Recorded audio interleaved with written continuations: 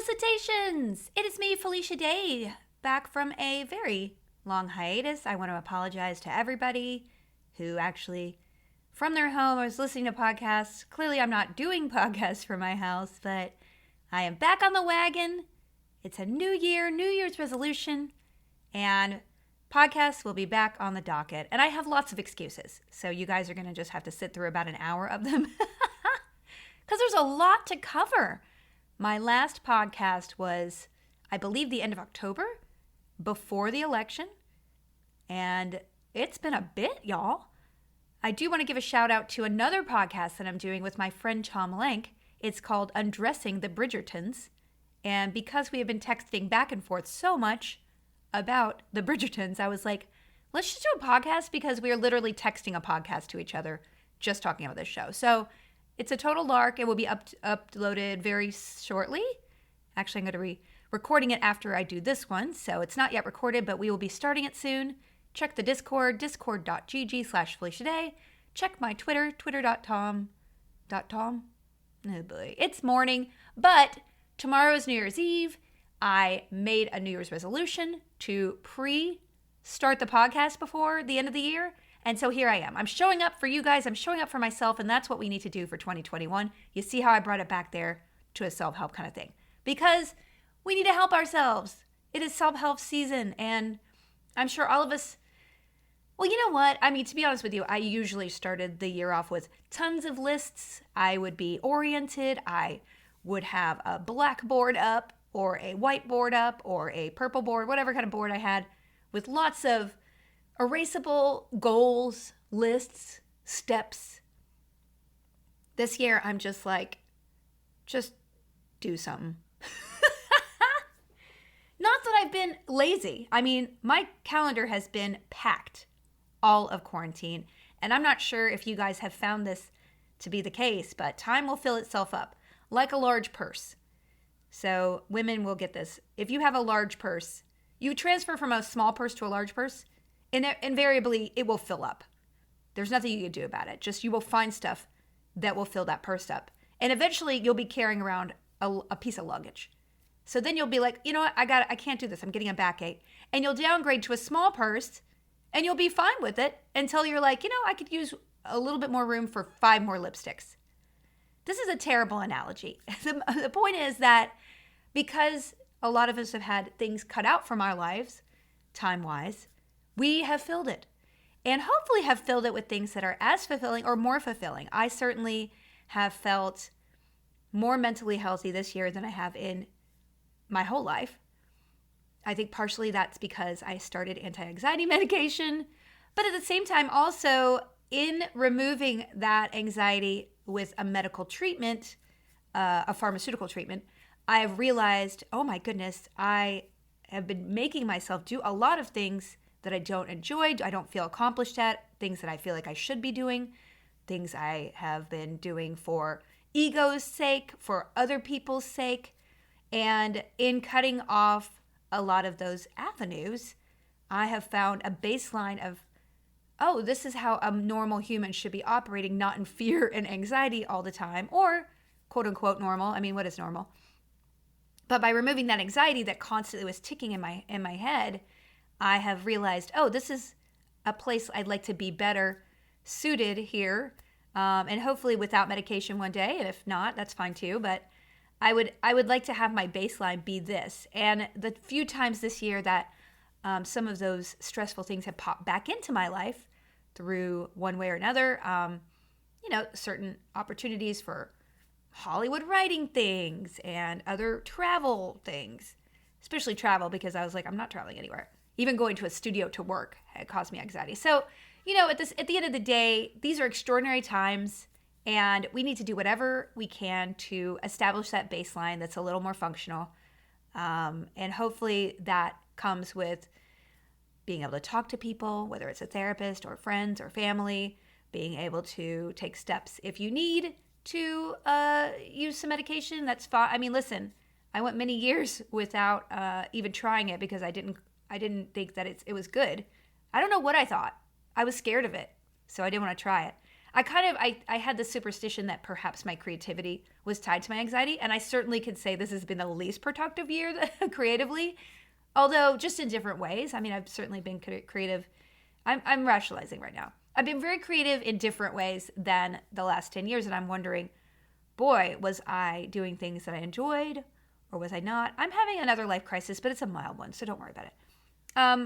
I also felt so much anxiety this year about, I truly believe that the election ending, and then after the election, I had this month where I couldn't do this podcast because I was just so, I felt like disaster was going to strike at any moment.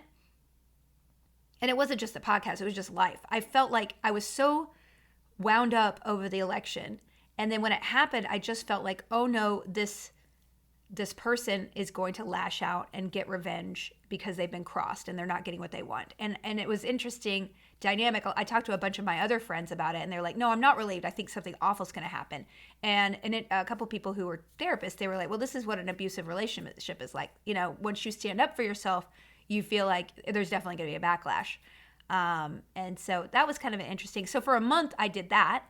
And then I don't know if you guys felt like that as well. I'm not going to assume all of you have my same belief system or are excited about how the election happened. I wasn't excited. I was just like, oh no, we did it. What's going to happen? But the good thing is that I've gotten out of that. It took about a month. And then I tumbled into moving into my office and my construction being done.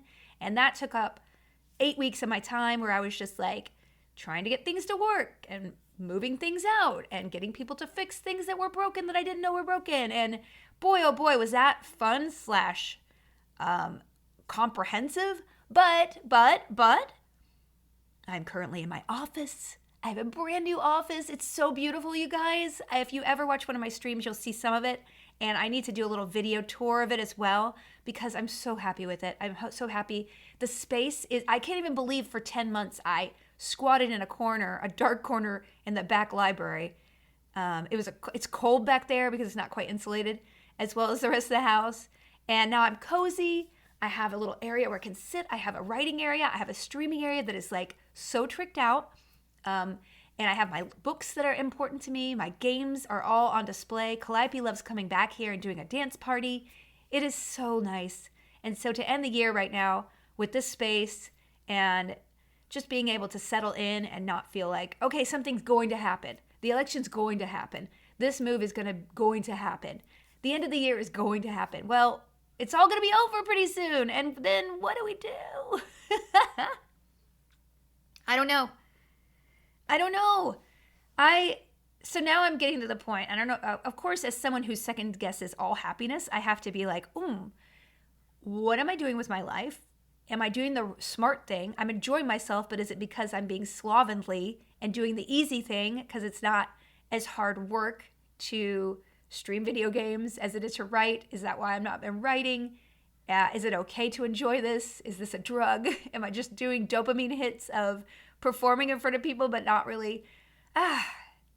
I can ruin anything. I hope you guys have that superpower too. I have the superpower of being able to second guess and ruin anything, but that's okay because it's my superpower and you just have to embrace the superpower. So whatever. I don't care. I mean, I can. I will say that the streaming, I know this is not something that everybody loves watching people play video games. I get it. The people, a lot of fans are just like, I don't get it. And I totally get that. But at the same time, it's not really about the video games, although I love playing video games. It is really about the community and conversing with them and entertaining because you do have to be clever. You do have to improv on the spot. You have to be constantly sort of on and hosting. And it's so fun. It really is artistic. I set up lights that glow behind me because I thought it would look pretty. That's artistic, right?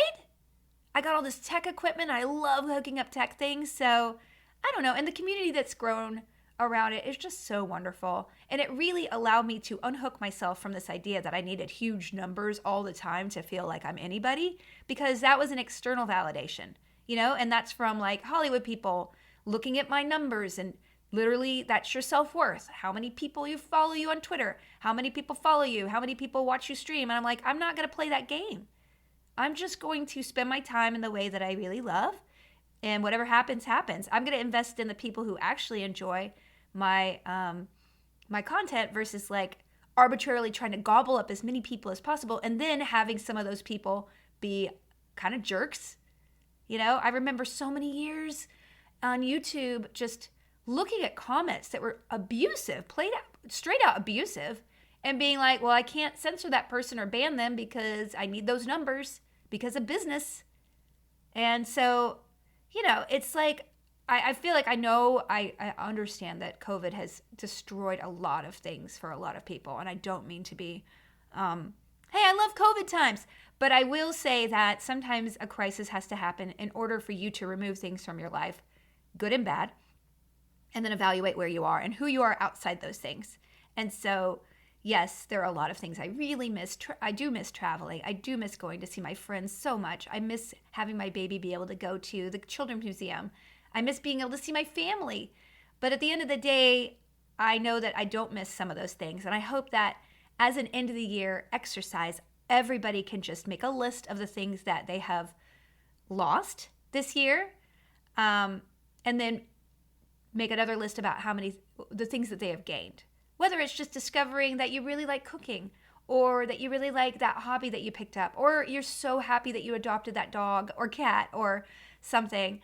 I know a lot of people have lost loved ones, and this is just an incredibly hard time, especially around the holidays. And I just want to send some love out to you for that, because that is not something you can get over or look at the bright side of in any way. So it has been such a tough year. So I guess I'm not just saying, look at the positive of this. That's a stupid thing to say. But I would just say evaluate in a lot of ways and see where you've fallen short and where you've excelled. And then maybe what do you want to do about it? And you don't have to do anything about it if you don't want to. But at the end of the day, being aware is very, it's good. And it's hard to be aware. I think that's the key with these times. It's hard to be aware of anything. I'm just going on autopilot. I've kind of reached this comfortability state of just days passing in a just a whoosh. And I'm like, what did I do last week? And I think that's where my memory, my grandmother died of Alzheimer's. And so I'm like, oh my God, is it setting in? No, I think it's just like the uneventfulness, the lack of disruption is just leading to patterns of behavior that are either automatic or just time flows quicker when you're not compacting it.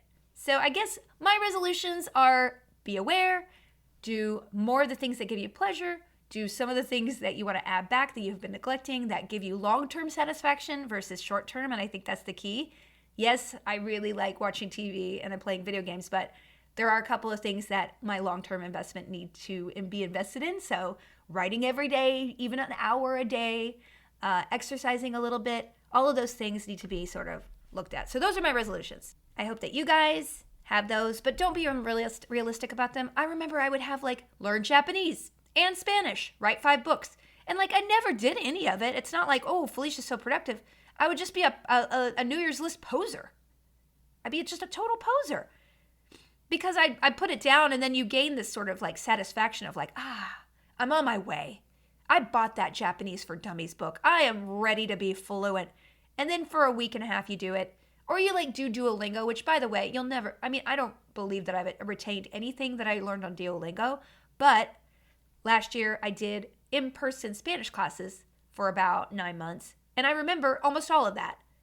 At least 80% of it versus 10% of Duolingo. So clearly we're putting things in different parts of the brain.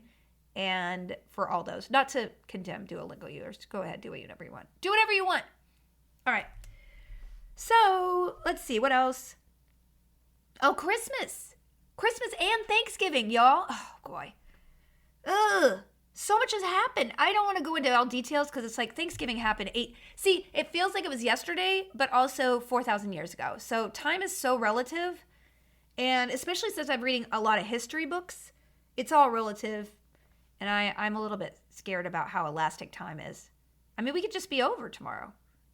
All right. I'll have a cookie.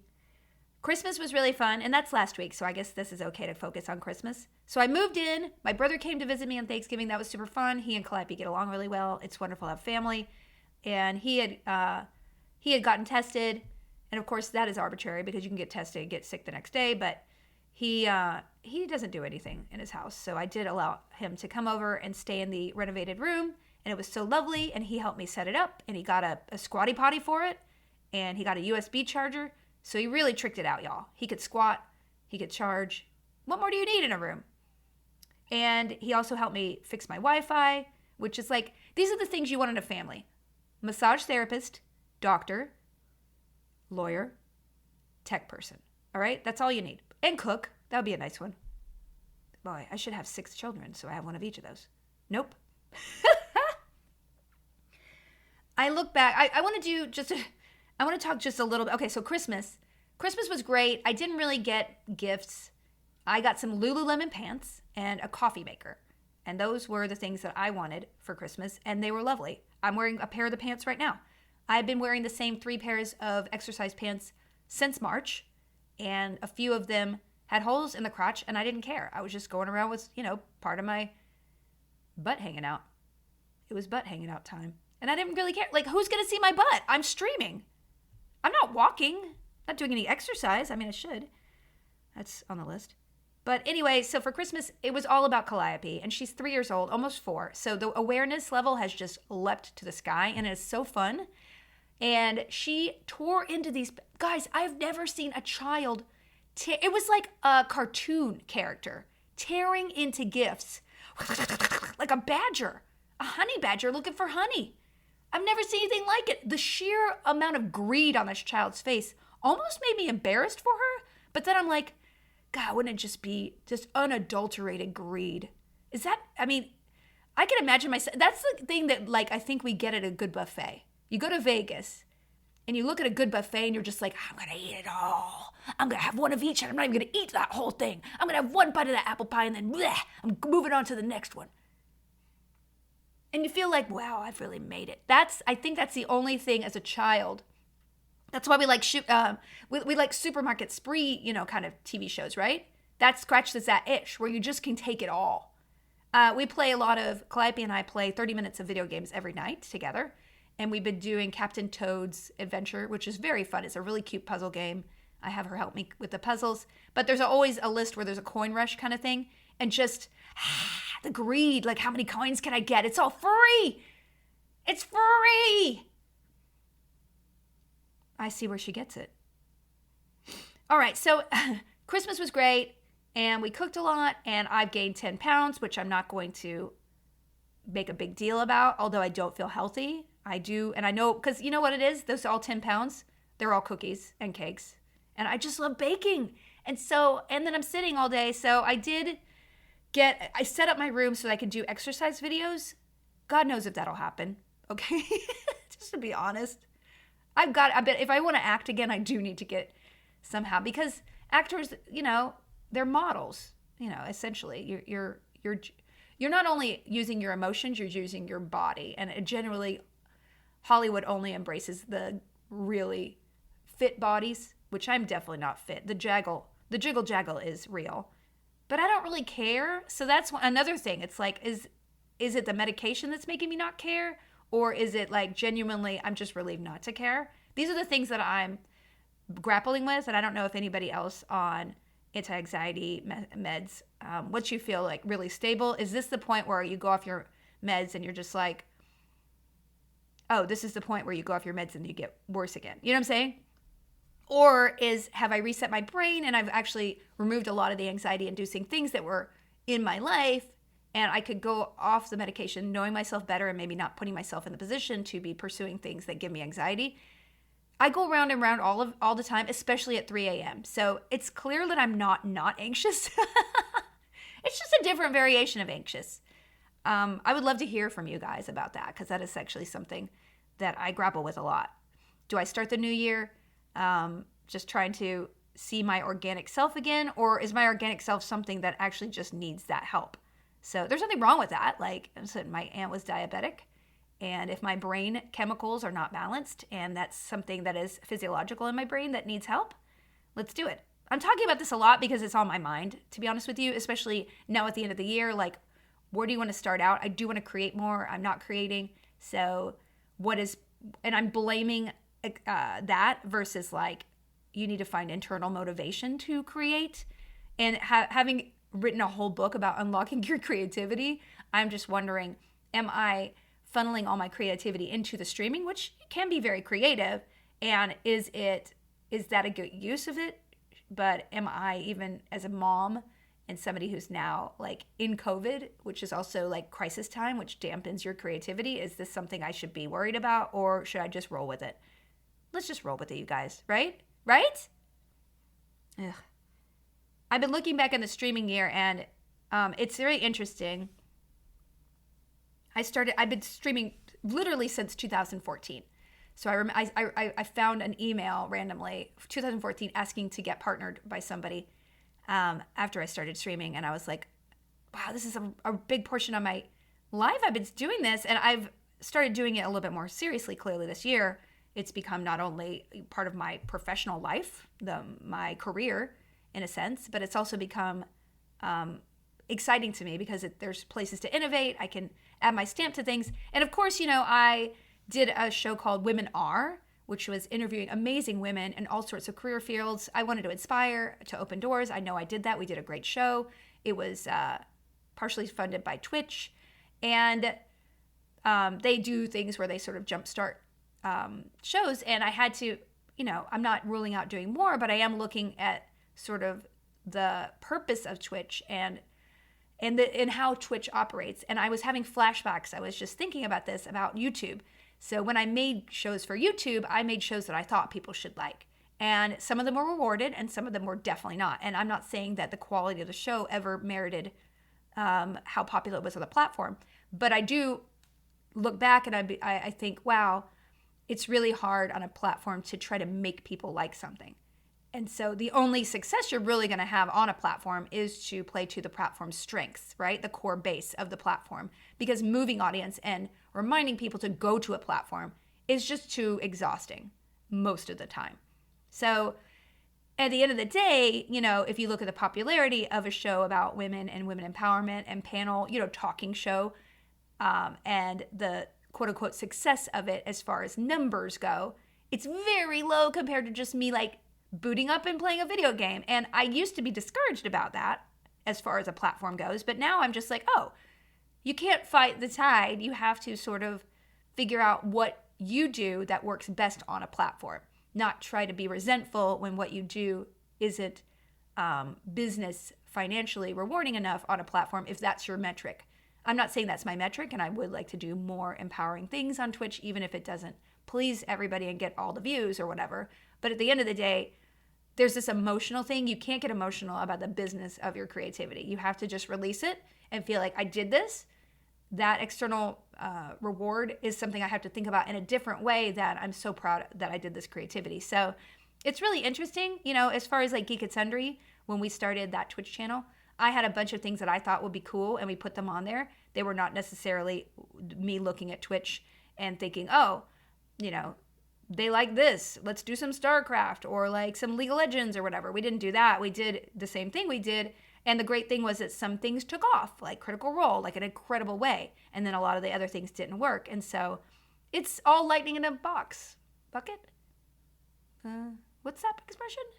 I don't care. Let's move on. I do want to talk about cooking, because this year has really opened myself up to cooking. And of course, you guys know I love my Instant Pot. And if any of you got an Instant Pot for Christmas, I highly recommend Melissa Clark's Instant Pot recipe books. I also got an amazing new book, Milk Street Instant Pots, Instant Pot book.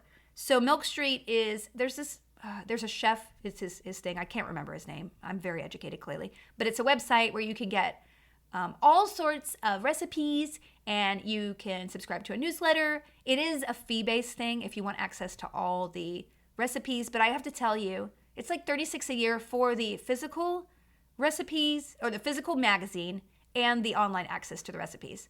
And I'm like, I was skeptical because, of course I want everything for free. I want everyone to make things and give them to me for free, just like everybody on the internet and in the world, right? Like, it doesn't sustain anything, but hey, this is human nature. But But this is so good, you guys. I made tortilla soup from there. I've been so obsessed with making so much thing. And the great thing about Milk Street, it's different sort of tonality to the recipes. They really dig deep into regional cuisines. So I would highly recommend it if you want like Lebanese or Cambodian. Like they really infuse and make accessible.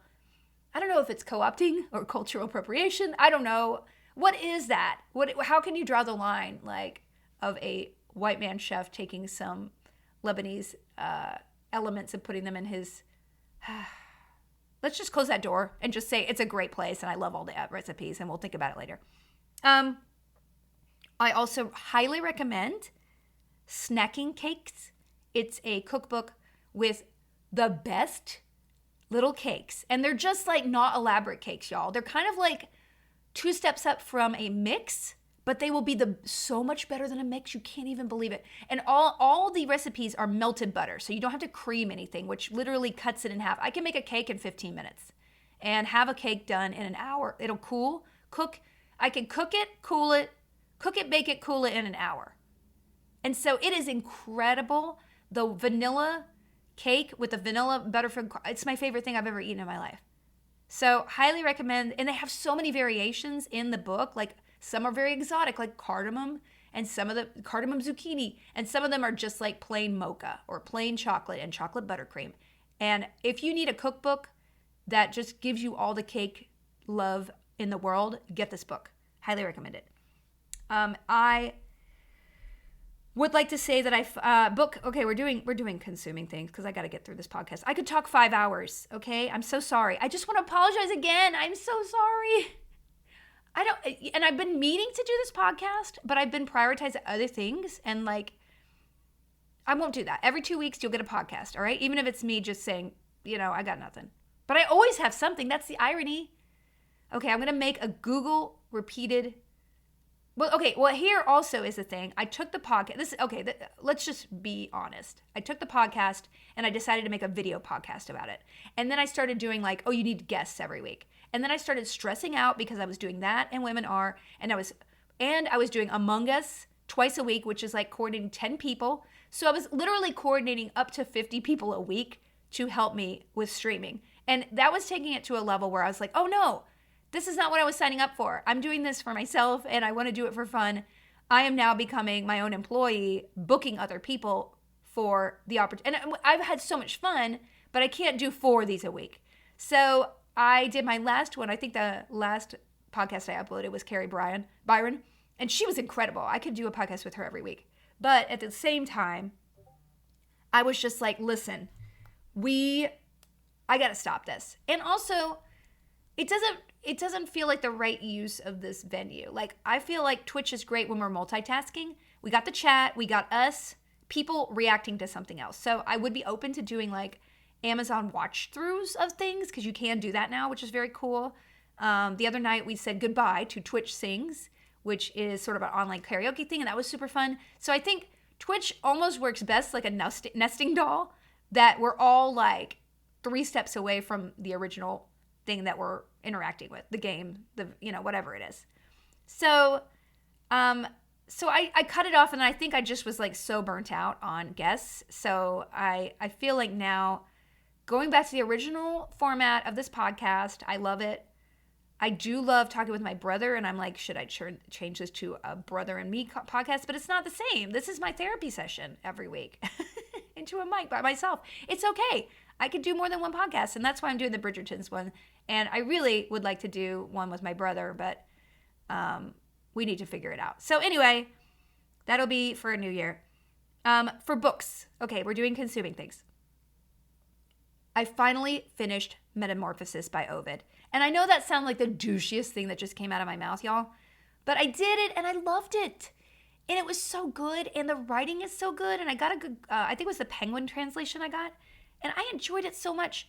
Now, it is really interesting because on the face of it, there is so much, not on the face of it, like all of it. It is very patriarchal and so misogynistic, and every single story is about a woman being a woman's enemy, or a woman being, quite frankly, assaulted, or impregnated against her will, sometimes being punished for that, even if it wasn't her fault. Like I cannot imagine being a woman back then. I really love this time period. But again, women, we are living in our best times, all right? There are no other times where we're like, boy, I wish I was, living in ancient Mesopotamia in 2200 BC. Like, no, it was not better back then, okay? We are living in our best time, and let's all embrace that, even though there's always work to be done.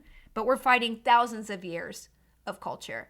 So let's just be grateful for what we have and stand up for, and let's just make sure we're not going backwards, which I feel like sometimes has happened, but that's okay. We are activists sometimes. Anyway, so Ovid, here's the thing about Ovid. First of all, it's funny. And if you read it in an absorptive way, this is a dude who you'd love to have at a party. Super witty, kind of Oscar Wilde, but Ovid is clearly very straight and just in love with women. I'm sure he was a womanizer, but at the same time, he sort of analyzes women in a very interesting psychological way. He gives so many women that probably never got a monologue before in history, who are in this canon, these collective stories of myths. He gives them a voice, and a lot of the times he'll just break off into a whole monologue, 3 or 4 pages of a woman's internal dialogue about what she's doing. And so I think it's really interesting that he, as a man, because women could not give themselves a voice really, he does give women a voice in a way that humanizes them and liberates them in a way that I don't know was contemporaneous, but is very, you can at least not say, I'm going to read a whole bunch of stories about a woman being assaulted. You will read that. And of course, he's not calling them out. It kind of makes me very aware of how all art is a reflection of the society at the moment, and how, like Disney putting disclaimers before the stuff on Disney Plus about this is inappropriate and totally racist. And there's a lot of that in history. And we have to understand that culture is representative of its times. So, for example, the Guild, in 2007, I was rating things, trying to represent the voices of gamers at the time. And there are certain things that I wrote in that I would never write now. I think some of the verbiage I used, some of the roles of some of the characters, I think it was ahead of its time at the time. But of course, you could say that about a lot of things, even though looking back on it, you could feel like that feels very dated. I mean, the Friends is just, come on. I love you, Rachel, but geez Louise, there's so many problematic things in Friends. 6 white people having their friend times together. I mean, you know what I'm saying? So we have to kind of give the benefit of the doubt. And this is why whenever we push the envelope forward of somebody calling somebody out, we all feel very resistant. The other day someone called me out on Twitch for sort of mocking a woman's low voice. And even though, the woman, she's a woman, she identifies as a woman, this big character, calling out that some trans and non-binary people would feel very self-conscious about their low voices, and this would be something that is kind of triggering to some people. Now, listen, of course, I felt very like, oh, I didn't mean that. Why would they do that? And then, of course, then I thought about it from someone else's point of view, and I'm like, this is something where I can push the envelope forward, because hopefully we're never going backwards to a point where that's more acceptable, right? And I'm like, well, let's correct it now and be ahead of the curve versus like looking back on a stream and being like, oh boy, that's not cool.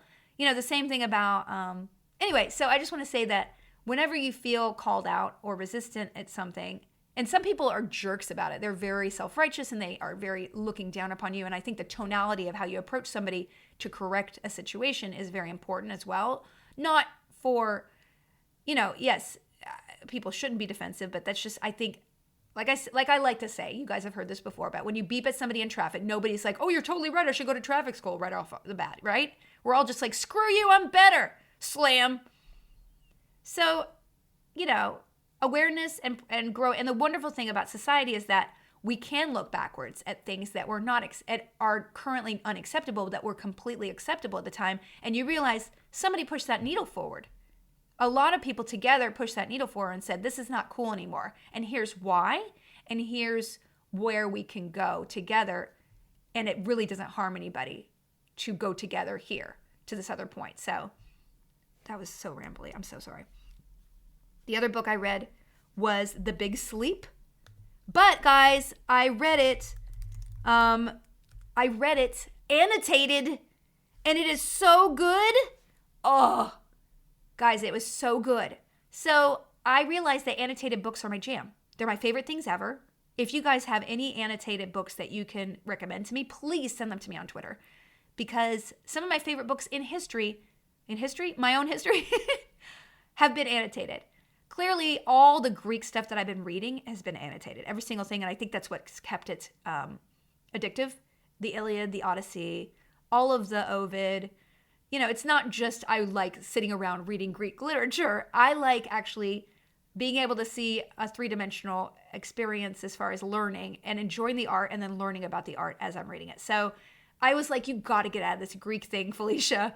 So I picked up The Big Sleep annotated, and I learned so much about my own city, Los Angeles, in the 1930s. It was so fascinating. And again, it's universal, guys. We are the same from now than 2,000 years ago. They just uncovered in Pompeii this amazing picture of like a food stall. And the colors are as fresh as yesterday, and it's all bright yellows. The chicken art looks exactly like somebody in Tuscany would paint a chicken today. It is bright and colorful. It has like inserted slots where people would, lower the bucket into to keep the food hot. And it just looks like a modern fast food place in ancient Italy, right? In Pompeii. So like, it's all the same. We are all the same, but at the same time, there are different things that people just accepted as norm, right? So like the way that people would drive a car, like generally on a car in the 1930s, there would be a place where you could accelerate the gas. And I was like, oh, that's super interesting. And just areas of town in Los Angeles, like reading about it, near where I live and downtown and, the mid-city, all these areas that I drive through a lot, but I never thought, oh, wow, there was nothing here. This was a farm. Can you believe it? It's really cool. So I highly recommend it. Also, the writing is incredible, and it is just a different era than 2,000 years ago. It was nice to go only 80 years ago. So anyway, highly recommend it, and you'll learn a lot about writing as well, because Raymond Chandler, he actually was 40 when he started writing, or he was retired, and he kind of was like not good at what he did. He wandered around, then he worked for an oil company, and then he was just like, I'm 40, I'm in my 40s, I'm going to start writing because I got to support myself. And he started doing like little short stories for like magazine compilations, and he actually poached a lot of that older work for The Big Sleep. And they even have like passages from the short stories that he'd write, and you'll see how he morphed that and rewrote it to make it so much better writing in The Big Sleep. So as a writer, I highly recommend it. Also as a history person or a detective person, because it is one of the best novels of the 20th century.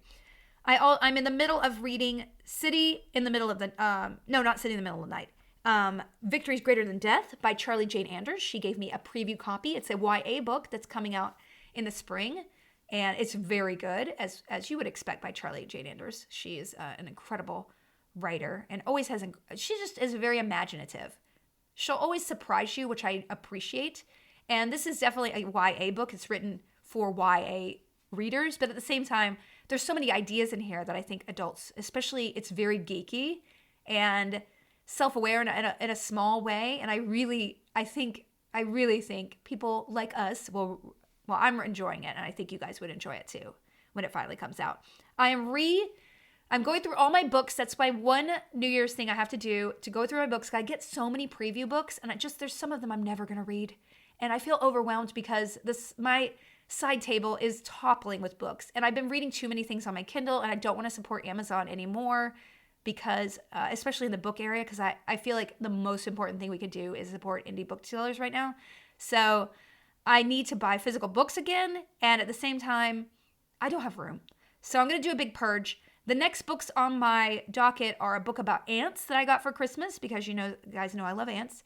And I have several others, so I don't have a list, but next podcast I will have a whole list of the books that I've been reading. And I'm thinking maybe we should do a little book club thing on the Discord, like here's the book of the month, and let's do a little chatty chat. I don't know. I would really like to do that because Vaginal Fantasy was so fun, and it'd just be good to like communally read with somebody. So I don't know. check it out. It's another one of those ideas I'm tossing out, like my newsletter, which again is on the docket. So I basically am writing down all the things that I intended on doing and threw out on the podcast, and I'm writing them down. I'm like, do you have time for this? Would you enjoy it? Is it a good use of your time? Is it worth draining your time from writing something long-term to do this short-term thing, which it always is easier, right? Let's get to the questions because I'm talking too much. I missed you guys. Oh. TV shows, British Baking Show, Lovecraft Country, Enola Holmes, and Bridgertons. But I'm not talking anything about Bridgertons because that's the new podcast. So don't even.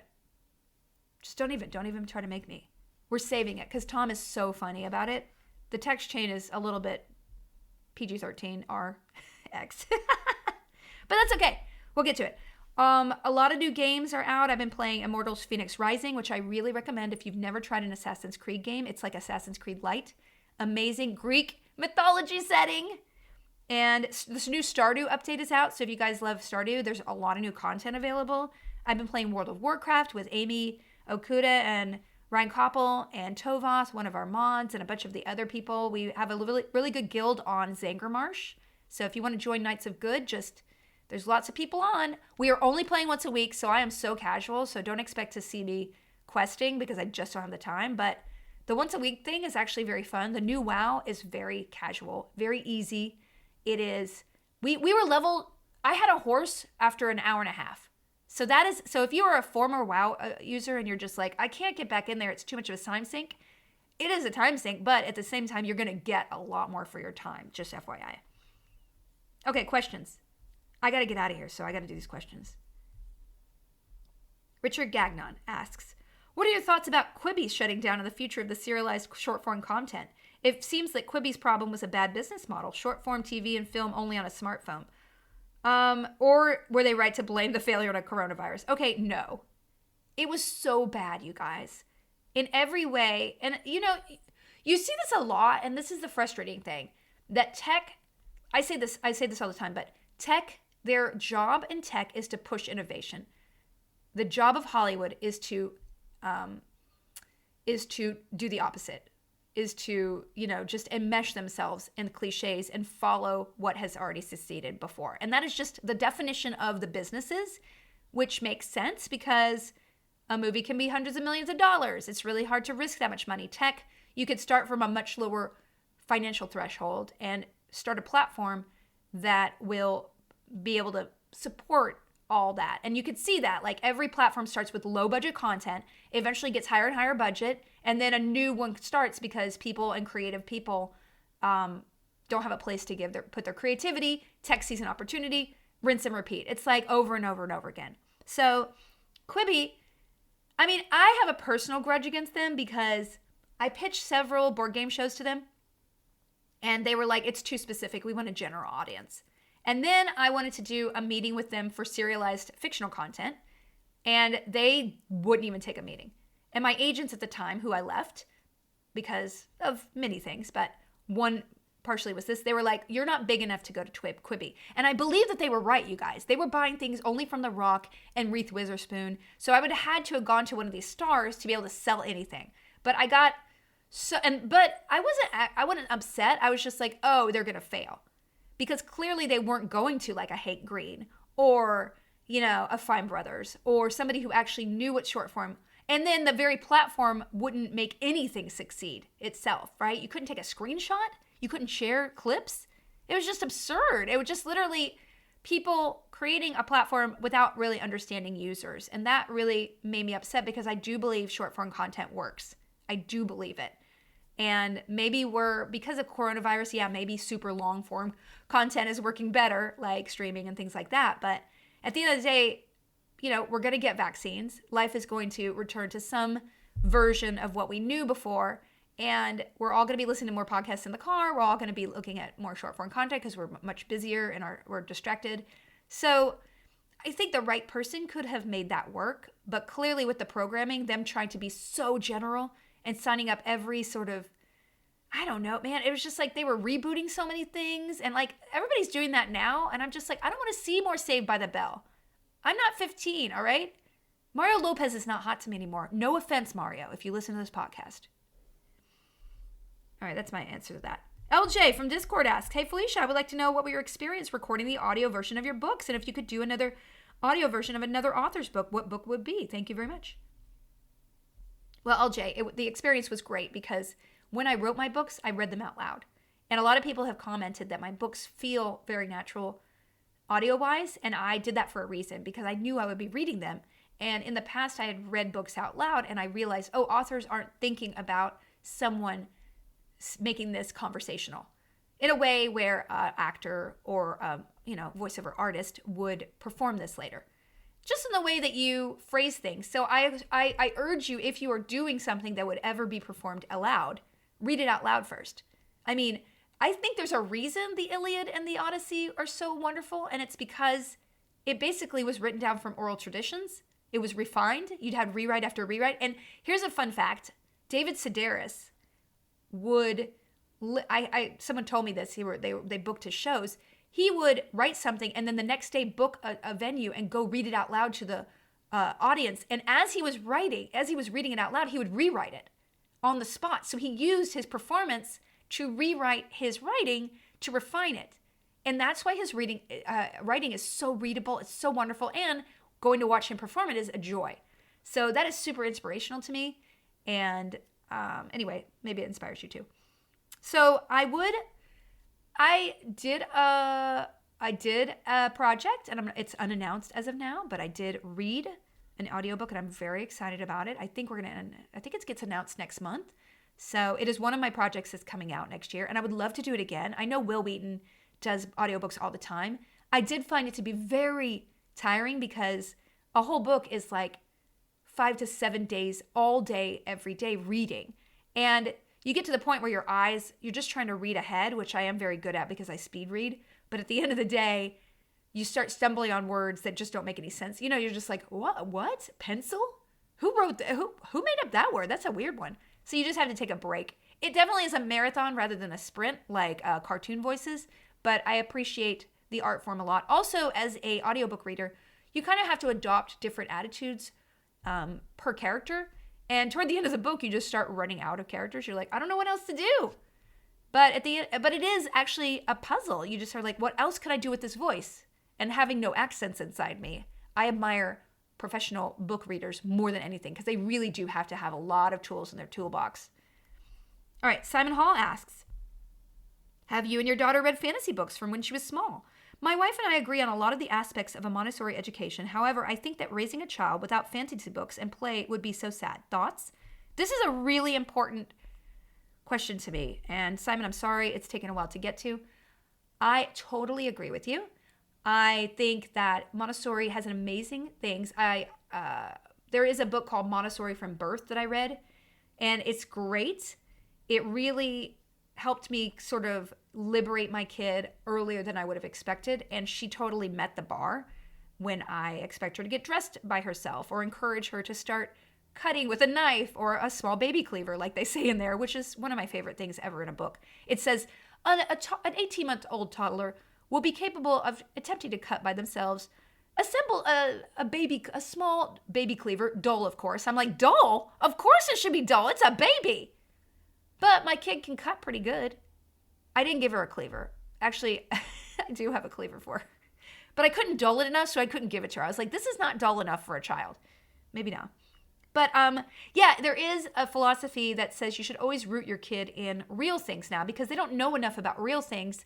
And when they're very young, they don't know the difference between, if you told them harpies exist, they'd be like, why aren't we going to Greece to see harpies? So if you tell a small child about things that are not real and prioritize those, they're not rooting their base knowledge in real tactile things. And so I found that to be interesting. So I would always have a discussion with her afterwards. Are monsters real but unfortunately fairies aren't real, but we love imagining them. So, and I think that really has grounded her in the ability to be like, oh, Mama, there are no real ghosts when I pretend to be afraid of one. Or, Mama, they are just pretend. Unicorns are just pretend. It doesn't prevent her from pretending that a unicorn is real, but she doesn't need to be afraid. She is not afraid of monsters under her bed because we always are very clear that monsters are fun to talk about, but they're not real. We constantly read books about Frankenstein and vampires and all of this stuff, but the idea that they are, the reality of it is imaginative play versus reality. And I think that's where the distinction comes. But I definitely introduced fairy tales to her, the ones that weren't completely misogynist to her really early. We definitely have lots of books about ogres and D&D characters. I have a whole list. The ABCs of RPGs is a great book. Dragon in the Doghouse is a great book. There's a lot of little kids' books that are based with Nobody Loves a Goblin, or Everybody Hates a Goblin. I don't know. That's one of my favorites. It's Ben Hetch. So I think it's just about the way you approach it and the way you approach storytelling. I definitely do a lot of storytelling exercises with her. I say, what were your dreams? Let's make up a dream. And I also do dice rolling, where we do a little adventure, and it's like, oh, you see an orc. Roll your dice. If it's above 10, you succeed in persuading that orc to move. If it's below 10, there's a problem we get to solve. And so things like that. So storytelling and imagination is very important, but it's that sort of reality, not reality distinction that I think, you just have to be careful about. We have to be careful. We're ruining our children every day. Let's just be conscious about it. And approving them. Last one. Steve Caw asks, I've been fascinated and horrified by the series The Vow on HBO. Have you had any personal experience with weird religions or cults while the entertainment industry? Yes. I talk about this in my book, actually, Steve. Also, Steve, thank you for the gifts. They are in my office right now. The busts of Aphrodite and Athena. Appreciate that. So I was fresh off the boat.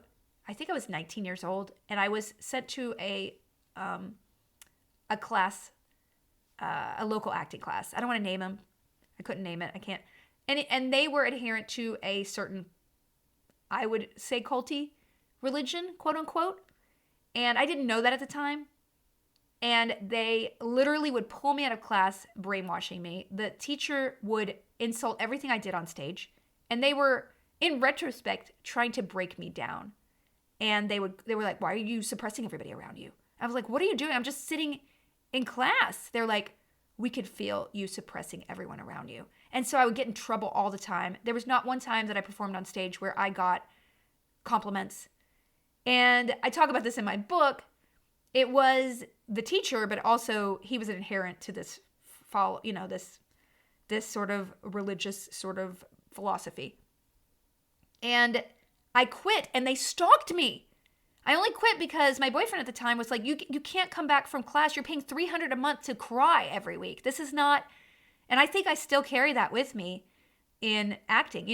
There's so many predators in Hollywood preying on young, vulnerable actors, trying to make them acolytes in a sense. And this was even more on a different level, but there are a cult of personalities all over town because people are desperate to be loved. That's why you're here. Entertainers are desperate to be loved inside most of the time. And you have no family here, and they cut you off from your family. They just actively discourage people from going home for Christmas, even in this class. So I had a brush with that. I also had in Vancouver a lot of people where they were like, oh, all the actors are in this thing. And it was Nixium.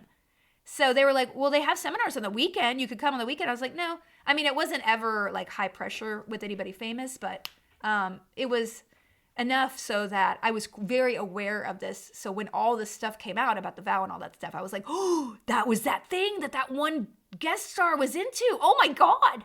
And my friend Brian Koppel actively was recruited into it by Allison Mack because he did production in Vancouver. So it's all weird. And I just want to tell you that when you expose your art and your creativity to people, and I say this in my book, be very careful. Only allow people access in those early creative days of something you love so much. Only allow people who are supportive and unendingly accepting and make you feel good about yourself. Because if you start exposing your creativity in the nascent, oh, it's a piece of dough I'm trying to form, in those early days, even your own critic, send your critic out the door. You don't need criticism when things are not, you didn't get the creativity to a point where you're feeling good about yourself. And then you could present it for criticism and turn your other part of your brain on and okay, what should I do here? How can I make this better? Because I've gotten it as far as I can. If you expose it to someone before that, I truly believe you're harming yourself and you're harming your creativity, because then you turn on the wrong part of your brain too early to let your true self be infused into it. So if you show your writing to someone early, before you kind of polished it to the point where you can't get it any farther yourself, make sure those people are so not going to shame you. All right? Happy 2021, you guys! I really appreciate getting back on the podcast wagon. I hope you do too. Check out the new Bridgertons podcast that me and Tom Lake will be doing. We love corset romances, so we're just going to dive on in. And check my Twitter for any links. And please spread word about the podcast. It is back. I will be doing it every 2 weeks again. And thank you very much. All right. Bye!